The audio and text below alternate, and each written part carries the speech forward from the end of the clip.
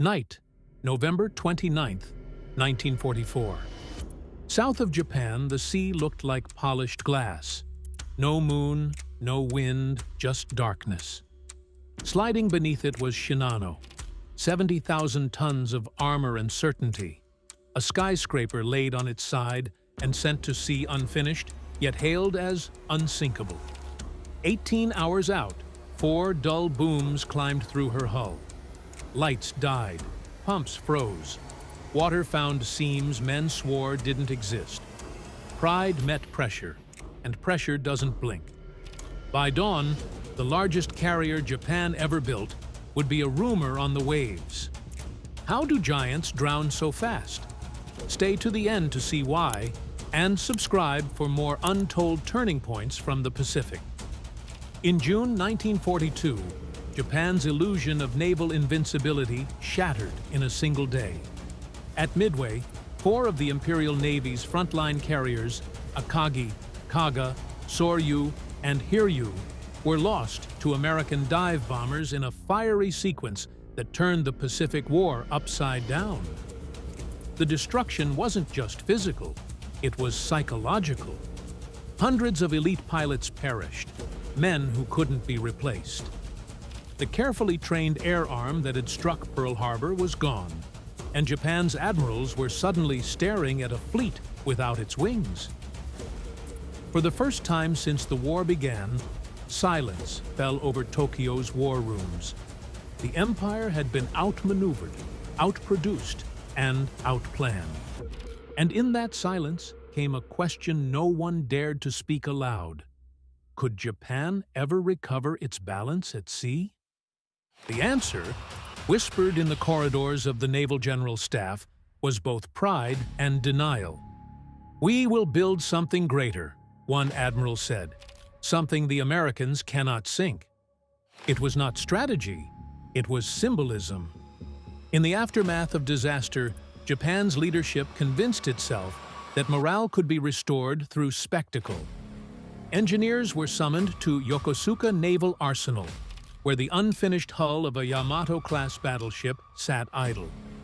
The order: convert it into a new type of warship, one that would blend the strength of a battleship with the reach of an aircraft carrier. Its purpose was simple: to prove that Japan's craftsmanship and spirit could still defy American industry. The ship would be named Shinano, after the ancient province known as the Heart of Japan. It wasn't just a name, it was a statement. She would be massive, 70,000 tons, double the size of any American carrier. Her armor would be nearly impenetrable, her decks reinforced with steel instead of wood. She would carry over 100 aircraft, serve as a floating repair base, and be so heavily protected that no torpedo could bring her down. But beneath the engineering blueprints lay a deeper truth. The Shinano wasn't born from confidence. It was born from fear. Fear that Japan could never keep pace with the United States' assembly lines. While American shipyards launched a new carrier every few weeks, Japan's workers struggled to finish even one. Shinano became less a warship and more a prayer cast in steel. A final attempt to prove that willpower could defeat mathematics. The men who hammered her hull worked in near darkness, under air raid alerts, welding sparks dancing like fireflies against armor plating. One worker later recalled, "We built her as if the war depended on her alone." And in a sense, it did. Yet with every rivet, Japan was building not salvation, but the illusion of it. For all her strength on paper, Shinano was already haunted by the ghosts of Midway. The battle that showed the world how quickly giants could fall. The plans for Shinano read like the blueprint of defiance. Her hull, repurposed from the unfinished 3rd Yamato-class battleship, was to be an engineering miracle. An aircraft carrier so vast and so armored that no weapon afloat could bring her down. She would measure 872 feet in length, with armor belts up to 7.5 inches thick and a hardened steel flight deck designed to shrug off direct bomb hits. Her hangars would store over 100 aircraft, plus thousands of tons of fuel, spare parts, and ammunition. She wasn't merely a warship. She was meant to be a floating fortress, a repair base for Japan's remaining carriers, capable of refueling and rearming them at sea. Every rivet driven into her hull echoed Japan's desperation. Inside Yokosuka's shipyards, engineers worked without rest, some sleeping beneath scaffolds, others welding by the light of acetylene torches under blackout curtains. Rumors spread that she could take a dozen torpedo hits and still sail home. Admirals boasted she would restore Japan's prestige, a rebirth of naval supremacy. But beneath the bravado, even the engineers whispered their doubts. "She's too heavy," one designer said quietly, "and her armor sits high. If she floods below, she'll roll." The words were ignored. The irony was cruel. The same armor meant to protect Shinano would also doom her. Her massive weight required compromises. To balance her enormous superstructure, the ship's lower compartments were filled with machinery, pipes, and wiring that cut through her watertight bulkheads, creating hidden flood paths. Many of these compartments were never fully pressure tested. Her armor made her resilient from above, but vulnerable from below. If torpedoes struck beneath the belt, the damage would spread faster than any pump could contain. But no one wanted to hear that. By 1944, Japan's admirals were gambling everything on illusion. The war had turned into a battle of numbers, and Japan was losing badly. America could replace losses overnight. Japan could not. So the Imperial Navy began to think symbolically. If they could not outproduce the enemy, they would out-inspire them. Shinano became the embodiment of that hope and that delusion. Her construction was rushed at every turn. Welding seams were sealed while still hot, cooling unevenly. Electrical cables were laid hastily, sometimes spliced by hand. Whole sections of the hull remained unfinished when officials ordered the paint applied. Deadlines were political now, not technical. When one inspector warned that the bulkhead doors weren't watertight, he was told, "She's armored. She won't need them." By autumn, Shinano's gleaming hull dominated the docks like a monument. She was awe-inspiring, a symbol of human ambition wrapped in steel.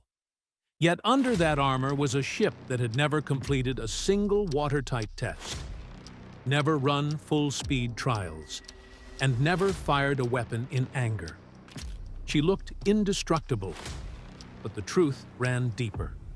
Strength without integrity is an illusion, and the Shinano was built on illusion. Her armor made her a myth before she ever touched open water.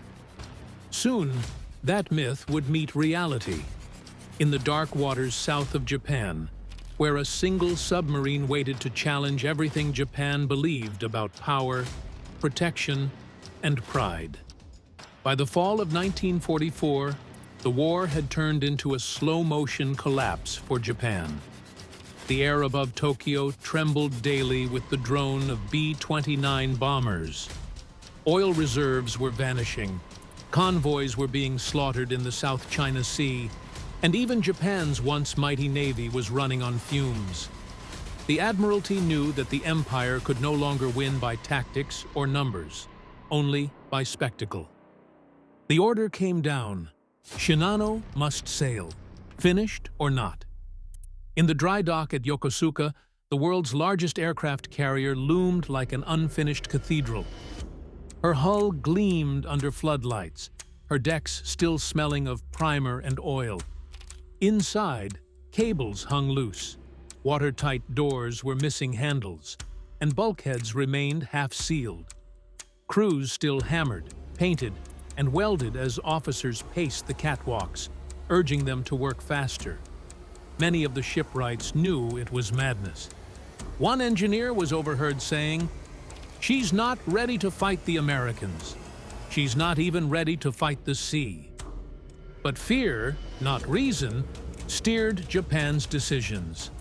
American reconnaissance planes had already photographed Yokosuka, and commanders warned that a single bombing raid could destroy Shinano before she ever left port. To the Naval Ministry, that would be an unbearable humiliation. The solution? Send her to Kure Naval Base for final completion, even if she wasn't ready. The risk of sailing unfinished was considered less shameful than being caught in harbor. At meetings in Tokyo, safety warnings were brushed aside. When an inspector insisted that the carrier's watertight bulkheads had never been tested, an admiral famously replied, "She is armored. She will not need them." Pride had become policy. The Shinano was no longer just a warship. She was propaganda made of steel. To delay her departure was to admit weakness, and weakness was forbidden. On November 28, 1944, the night before departure, Yokosuka was cloaked in blackout. No lights, no signals, no sound except the hiss of torches and the hammering of rivets. Workers moved across her decks like ghosts, sealing gaps with tar and makeshift plates. Some wept quietly as they worked, knowing they were sending an unfinished giant into dangerous seas. "We built her too fast," one said. Another replied, "No, we built her too late." At 6 p.m., the order came. The ship's engines rumbled to life, deep and hesitant, as if the steel itself was reluctant to move. Dock workers gathered along the pier in silence, cigarettes glowing faintly in the dark, watching as 70,000 tons of steel began to glide away. Her escort destroyers, Isokaze, Hamikaze, and Yukikaze, fell into formation behind her, their crews unaware of what they were truly guarding. As the massive hull slid into the open water, her wake shimmered under the moonlight. From shore, she looked invincible. Inside, she was still a construction site. Half her crew were yard workers and engineers, sleeping beside crates of tools. Pumps, radios, and sensors were untested. Some compartments still flooded if hoses leaked. And yet, in that moment, Japan celebrated her departure as a victory, proof that the empire still breathed. But beneath the waves, fate was already moving. South of Japan, an American submarine, USS Archerfish, prowled the dark waters, hunting for a target worthy of its torpedoes. Her captain didn't know it yet, but the ocean was about to deliver him one. The night sea stretched endlessly, smooth as glass beneath a veiled moon. At precisely 6 p.m. on November 28, 1944, the Shinano left Yokosuka under radio silence.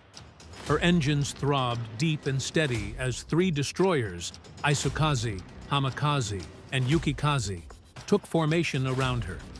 The ship's lights were dimmed to slits. No pings, no transmissions, only the sound of waves breaking against armor. Captain Toshio Abe, a veteran of the carrier Shokaku, stood on the bridge, watching the dark horizon. He knew the risks. He had seen carriers die quickly before. But tonight, he commanded Japan's last symbol of power, the largest warship ever built. He told his men, "We must reach Kure at all costs." None of them knew how literal those words would become. Below decks, the atmosphere was strange. The ship was alive, but unfinished. Corridors echoed with hammering and the buzz of welders. 1/3 of those aboard weren't sailors at all. They were shipyard workers still installing equipment as Shinano steamed into open water. Temporary lights dangled from the ceilings. Exposed wiring sparked underfoot. The watertight doors had never been tested. The pumps barely run once. Yet morale was forced. "She's unsinkable," one officer said. Abe gave a faint nod, but said nothing. He had heard the same claim before, about ships now resting on the ocean floor. To the men on deck, the voyage felt calm. But miles away, the calm hid an observer. Beneath the black water moved USS Archerfish, commanded by Commander Joseph Enright, a patient submariner with something to prove. He had been criticized once for caution. This mission was his redemption. At 8:48 p.m., his radar operator spotted a massive echo, fast, steady, enormous. Enright's heart pounded. "That's no convoy," he muttered. "That's something big." Through his periscope, a faint shadow crossed the moonlit horizon, an outline too long for any destroyer. "We've found her," he whispered. For 6 hours, Archerfish shadowed the target at a distance, mirroring every turn. The submarine crew whispered over dials, sweat beading despite the chill. Above them, Shinano sailed blind, unaware that death was pacing her silently, just beneath the surface. At 3 a.m., after nearly 6 hours of shadowing, Commander Enright knew his moment had come. The target ahead, massive, steady, gliding through the darkness, had turned broadside. The sea was calm, the moon half-shrouded. Through his periscope, Enright saw the impossible. The silhouette stretched beyond the lens's field of view. "That's no tanker," he whispered. "That's a carrier." In the control room of the USS Archerfish, red lights glowed over tense faces. Every sound mattered. The click of a stopwatch, the whisper of bearings, the low hum of the propellers. The sub moved into firing position at 800 yards, a perfect intercept. Enright exhaled once and gave the order. "Stand by. Tubes 1 through 6. Fire." 6 torpedoes shot into the dark, white trails slicing across the black water. The crew held their breath. Then came the count. 30 seconds. 45. And the ocean erupted. 4 detonations boomed in quick succession, deep, thunderous, final. The Archerfish trembled from the shockwave. Men clutched the bulkheads, listening as the reverberations rolled through the hull. Then, silence. No counterattack. No depth charges. Enright stared at the sonar operator. "Any screws?" he asked. "Negative," came the answer. The escorts hadn't reacted. They didn't even know where the attack had come from. 200 feet above, the Shinano reeled like a wounded beast. 4 torpedoes had struck her starboard side below the armored belt, exactly where she was weakest. In the boiler rooms, steel plates buckled. Steam hissed from ruptured pipes. Men were thrown from bunks as alarms blared through half-installed speakers. Captain Abe rushed to the bridge as the ship began listing 5 degrees. "Seal all compartments," he shouted. But the command echoed through dead voice tubes.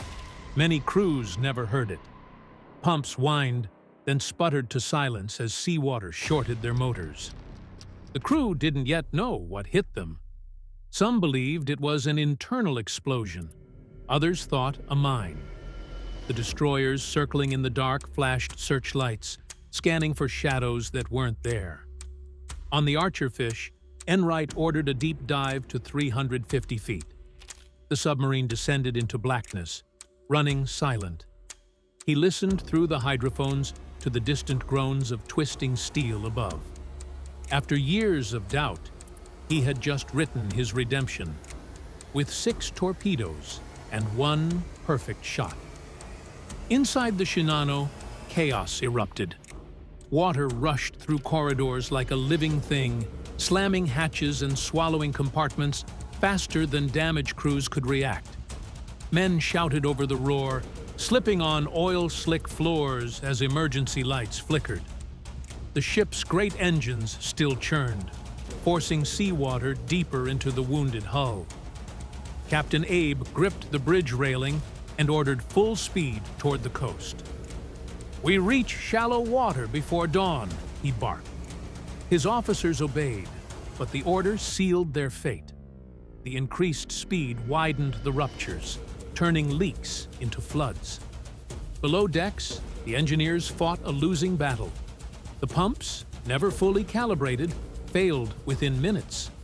Sailors formed human chains, hauling planks, mattresses, and tools to plug holes.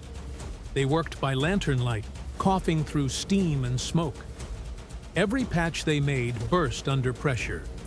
A petty officer jammed his wrench into a pipe to stem the flow, only to be knocked aside by a burst of scalding water. The compartment filled waist-deep in seconds. "Seal it!" shouted the chief engineer, and the steel door clanged shut, trapping 6 men inside. By 4 a.m., the list had worsened to 10 degrees. Pumps ran manually, men turning hand cranks until their palms bled. The smell of oil, salt, and hot metal hung heavy. In the ammunition holds, seawater hissed against live shells. Sparks from shorted wires flashed along the ceiling like lightning.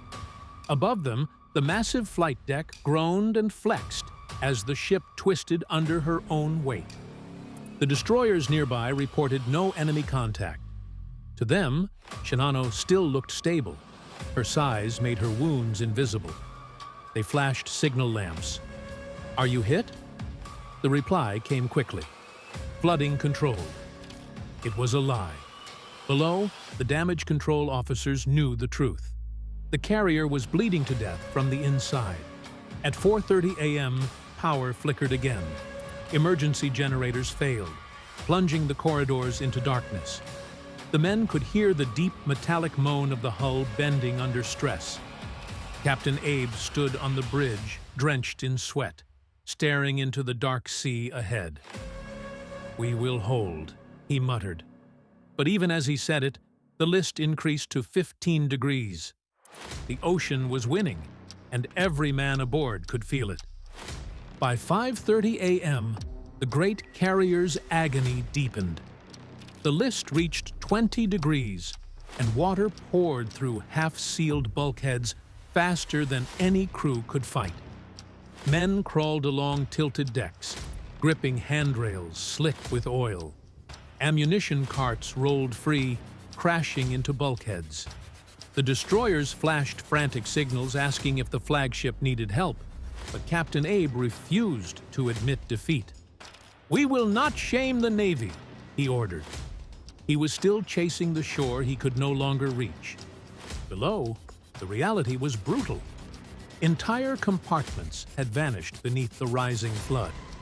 The engine rooms glowed red with emergency lamps, steam hissing from broken pipes. Sailors sloshed through waist-deep water, passing buckets by hand in a hopeless ritual. One officer begged to flood counterballast tanks to correct the list. Abe hesitated. Every move risked more imbalance. "Hold steady," he said. But steadiness was impossible. The Shinano, once Japan's pride, now groaned like a dying creature. By 6 a.m., the power failed for the last time. The bridge fell silent, lit only by the gray dawn outside. The carrier now leaned at 25 degrees, her deck tilting toward the sea. Abe ordered the destroyers to take on survivors, but few dared approach. The list made boarding impossible. "Abandon ship," he finally whispered, though no one wanted to move. Officers saluted before jumping into the churning water below. Minutes later, the unthinkable happened. The massive hull rolled further, decks vanishing beneath the waves. The Shinano capsized slowly, her bow lifting skyward as the ocean swallowed her stern. Air roared through the vents like thunder. At 10:57 a.m., the unsinkable carrier slipped beneath the surface, taking over 1,400 souls with her. Captain Abe went down with his ship, standing on the bridge as it disappeared. The destroyers circled the bubbling patch of sea where she had vanished, stunned into silence. In less than 7 hours, the largest warship in history had drowned, sunk before she ever saw battle. The sea was calm again by noon, as if nothing had happened. Oil spread across the surface in long rainbow streaks. Wooden planks, life vests, and twisted metal drifted silently on the tide. Survivors clung to debris, their faces blackened with soot and salt, calling weakly for help. The 3 destroyers moved among them, throwing down ropes and nets, pulling men from the freezing water. Many were barefoot, their uniforms torn, their eyes empty. Out of the 2,400 men who had sailed on the Shinano, fewer than 1,100 survived. When the survivors reached Kure Naval Base, they were ordered into isolation. Their clothes were burned, their statements recorded, and their silence demanded. They were told never to speak of the ship again. Not to friends, not to family, not even to other sailors. The Shinano, Japan's greatest symbol of pride, was erased from official records. No public announcement, no newspaper report, not even a whisper reached the Japanese people. To them, she had never existed. Meanwhile, deep beneath the waves, the USS Archerfish slipped away unnoticed. Commander Joseph Enright, unaware of what he had just accomplished, recorded in his log, "Target destroyed. Large tanker or carrier. Probable total loss." He would not learn the truth until after the war ended. Only in 1945, when American intelligence examined captured Japanese archives, did they discover the magnitude of his victory. The Archerfish had sunk Shinano, the largest warship ever built, and the largest ever destroyed by a submarine. In the months that followed, Japan's empire continued to crumble. The loss of Shinano was hidden, but its meaning echoed quietly through the ranks of officers who knew. Pride had built her, haste had doomed her, and denial had buried her. She had lasted just 17 hours at sea, a monument to the illusion of invincibility. Beneath 4,000 feet of water off Honshu, she still rests, a rusted tomb to the cost of arrogance. In the end, the ocean doesn't respect pride or steel or symbols. It only remembers what floats and what doesn't.